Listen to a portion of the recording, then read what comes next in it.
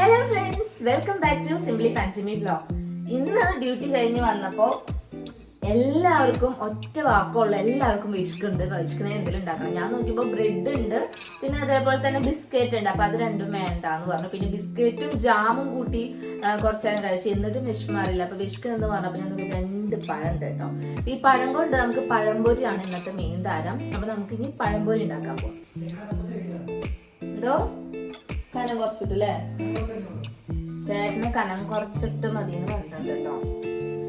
അപ്പൊ നൈസായിട്ടുള്ള പഴംപൊരിയാണ് വേണമെന്ന് പറഞ്ഞ കേട്ടോ. അപ്പൊ നൈസായിട്ടുള്ള പഴം ഇങ്ങനെ അരിഞ്ഞു വെച്ചിട്ടുണ്ട്. നൈസായിട്ട് 2 പഴമല്ലേ ഉള്ളൂ. അപ്പൊ അങ്ങനെ അരിഞ്ഞു വെച്ചിട്ടുണ്ട്. ഇനി നമുക്ക് മാവ് തയ്യാറാക്കാം കേട്ടോ. മാവ് കുറച്ച് എണ്ണ ഉള്ളൂ കേട്ടോ. മൈദപ്പൊടി കുറച്ച് എണ്ണ ഉള്ളൂ. കുറച്ചിട്ട് കൊടുക്കാം.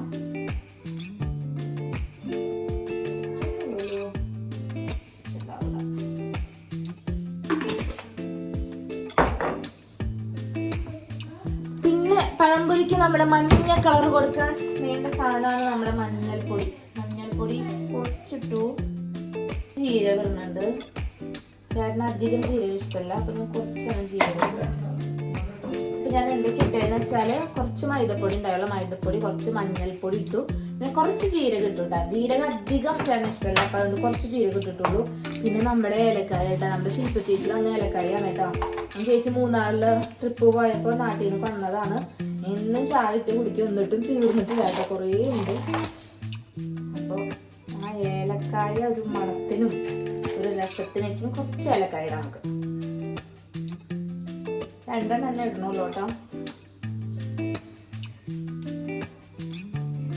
കുഞ്ഞുങ്ങൾക്ക് ക്ലാസ് ഒന്നും ഇല്ലാത്തോണ്ടാണ് ഇങ്ങനെ വെറുതെ ഇങ്ങനെ ഇരിക്കല്ലേ.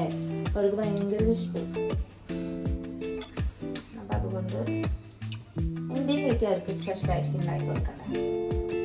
നമ്മള് ഡ്യൂട്ടിക്ക് പോയി വരുമ്പോ നമുക്ക് അത്ര ക്ഷീണം കാര്യങ്ങളൊക്കെ ഉണ്ടാവും. എന്നാലും നമ്മുടെ ഉണ്ണികൾ പറയുമ്പോ നമുക്കത് ഉണ്ടാക്കി കൊടുക്കണ്ടേ. അപ്പൊ അതാണ് വിശേഷം. പിന്നെ കുറച്ച് പഞ്ചസാര ഇടാം.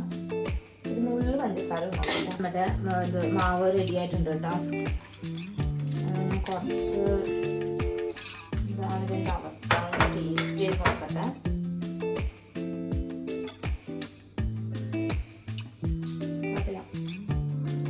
ഇതൊന്ന് കുറച്ച് ഉപ്പിടണം പോകുന്നുണ്ട് കേട്ടോ.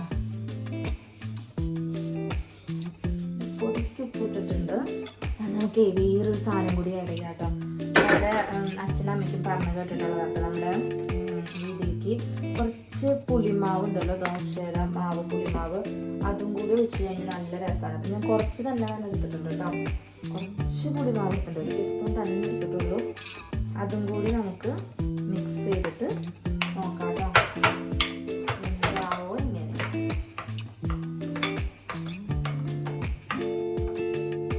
നോക്കാം. പാത്രം വയ്ക്കാം.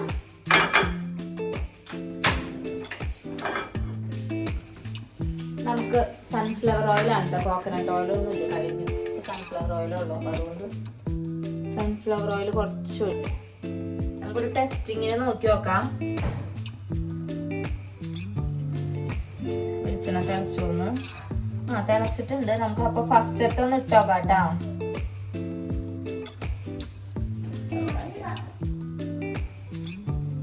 നൈസായിട്ടുള്ളതാ.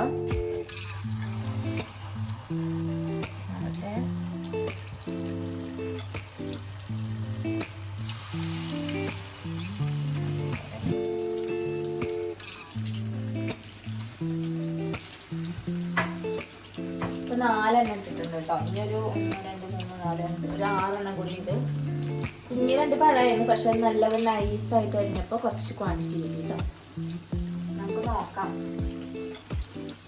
പുളിച്ച ദോശമാവുണ്ടല്ലോ, അതും കൂടി ഈ പഴംപൊടിയുടെ ഈ നമ്മുടെ മൈദയുടെ കൂടെ മിക്സ് ചെയ്ത് കഴിഞ്ഞിട്ടുണ്ടെങ്കിൽ, മാവിലൂടെ മിക്സ് ചെയ്ത് കഴിഞ്ഞിട്ടുണ്ടെങ്കിൽ ഇത്തിരി എന്താ പറയാ, നല്ലൊരു പൊന്തി വരും.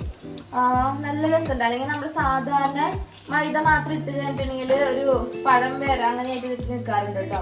പക്ഷെ ഇത് നോക്കി നോക്കിയാ നല്ല നമ്മുടെ ചായക്കടയിലത്തെ ഇതുപോലെ വന്നിട്ടുണ്ട്.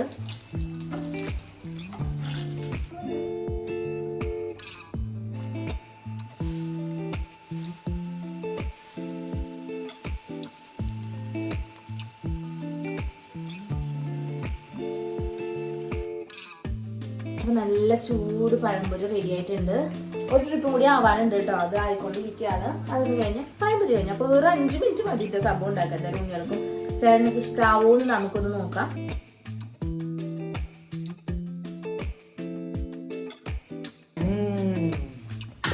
എങ്ങനെയുണ്ട് കേട്ടോ പഴംപൊരി? ചൂടുണ്ടോ കുഞ്ഞാറ്റ?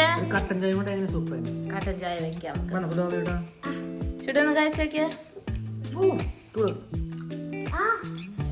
ഞാൻ ഇപ്പൊ നമ്മ എടുത്തോളന്നുള്ള അടുപ്പ് ഗ്യാസ് വന്നു.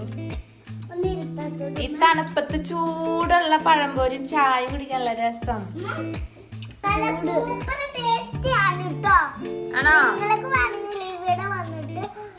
മാവ് ബാക്കി വന്നു കേട്ടോ. അപ്പൊ ഞാൻ എന്ത് ചെയ്തെന്ന് വെച്ചാൽ ആ മാവ് ഇങ്ങനെ വെറുതെ ഇങ്ങനെ ഒഴിച്ചു കൊടുത്തിട്ടുണ്ട്. വെറുതെ ഉണ്ണികൾക്ക് കഴിക്കാമല്ലോ, മധുരക്കുള്ളതല്ലേ, പഞ്ചസാരക്ക് ഇട്ടുകൊണ്ട് അതൊന്ന് ഇട്ട് കൊടുത്തിട്ടുണ്ട്. പഴംപൊരിയും ബീഫാണ് കോമ്പിനേഷൻ അല്ലേ? ഇന്നപ്പം നമുക്ക് പഴംപൊരിയും കട്ടൻ ചായയാണ്. ഞാൻ ഒരെണ്ണം കഴിച്ചു നോക്കട്ടെ കേട്ടോ. നല്ല നൈസായിട്ടുള്ള നല്ല മുരിഞ്ഞതാണ് കേട്ടോ. എനിക്ക് തോന്നുന്നു ആ ദോശമാവ് ഉണ്ടല്ലോ, പുളിച്ച ദോശമാവ് ഇട്ടപ്പോൾ ഇത് കണ്ട ഒന്നും കൂടി സോഫ്റ്റായി ഇങ്ങനെ പൊന്തി വന്നു കേട്ടോ. അപ്പൊ നല്ലൊരു ഐഡിയ കേട്ടോ.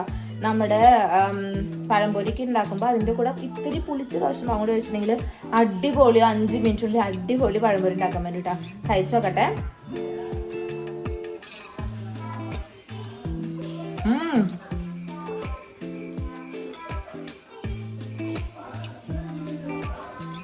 അടിപൊളി. കടയിൽ നിന്ന് വാങ്ങണേക്കാളും നല്ല ചൂടുള്ള മുരിഞ്ഞ നല്ല സോഫ്റ്റ് ആയിട്ടുള്ള പഴംപൊരി എനിക്ക് ഇഷ്ടമായിട്ടാ.